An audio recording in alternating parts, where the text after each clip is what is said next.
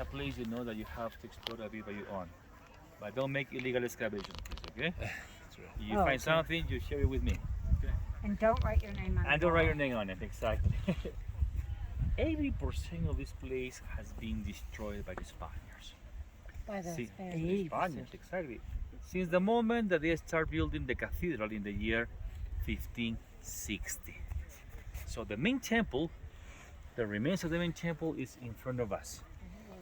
Where, as well, they describe it on the top of the hill there, 3 big towers of 20 meters high each. Wow. 2 of them with a rectangular shape and 1 of them with a big rounded shape.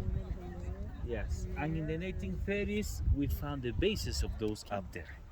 Yeah? Okay. 1930s, yeah? Doing some excavations and Only really 300 well, years you know? later. You know? And then imagine the walls from each level that you can see the first one remains of the second, the third, and so on. But at least from there, you see 10 meters high, the second level, from that level, other 10 meters high, and so on. The place was a massive place.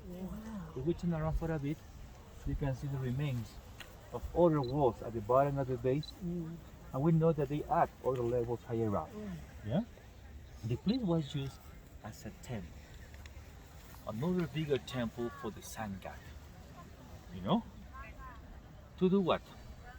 Everybody in those times, they must come to the city to show their respect and to visit the holiest of the holy cities for the Incas.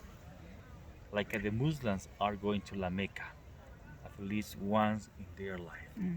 Those people were not allowed to go into Coricancha, the first place that we visited this morning, because that was exclusive for whom? For these Inca. very high elite Incas.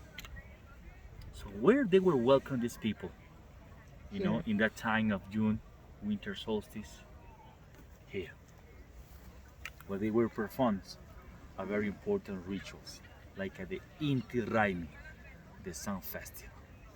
It's not just welcome them, it's not just celebrate with them, it's a place to show them the greatness, the power of these Incas people. But they arrived here and they saw such a big construction, they admired them. And they couldn't believe that they were able to build such a big structures or temples. You know?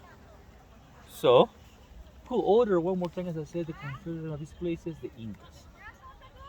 40,000 workers in a period of 60 years. And even so, it was not finished, they built this place. Who is telling us that? In the cathedral, I was showing you that these are half ashes of this guy that was the first mestizo. He saw the place still well intact in his childhood. He was born in 1539 and he moved away from Cusco at his 20 years old. So the Spaniards started building the cathedral in 1560s. He saw the towers. His favorite place every morning, every day, spending hours getting lost, you know, by the labyrinth, was here. Growing up, talking both languages, Quechua and Inca or Spanish language, he was talking with the mother. Mother, please, tell me. When? How? Who? And then when he was reading those, writing those documents, he said, my mother told me that my relatives, the Incas, built this place, employing more than 40,000 workers in the 60 years as a big temple to show others of the people the greatness of my civilization. And I remember clear those towers on the top of the hill. So we have someone that saw it, you know, and described very well the years and the reason of why the Incas built such a big structure called Sacsayhuaman. But the Spaniards describe it as a fortress because they approach in the morning in between of the gaps in there. Last night I was pointing, you were approaching to the outskirts, you know, where we have other traffic.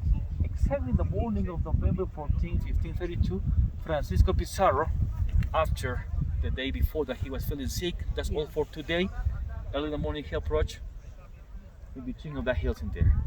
And the first impressive building that they signed that distance in this Cusco Valley was the tower and Sacsayhuaman. as the Europeans' construction, they thought there was a fortress. Sure. But why describe later, or they reinforce the idea of a fortress? Because when the Incas started the rebellion down there by the city, where we talked this morning, the miracle, the Virgin Mary, etc., Manco Inca and his troops retreat up to here and use this place as a fortress. When the rebellion started, it was for a while, because they were forced to escape, to retreat to Ollantaytambo in the Sacred Valley, and finally to Vilcabamba, where in 1572 the Spaniards captured the very last Incas people, Tupac Amaru I, and then returning with him to Cusco and killing him in front of the people at the main square.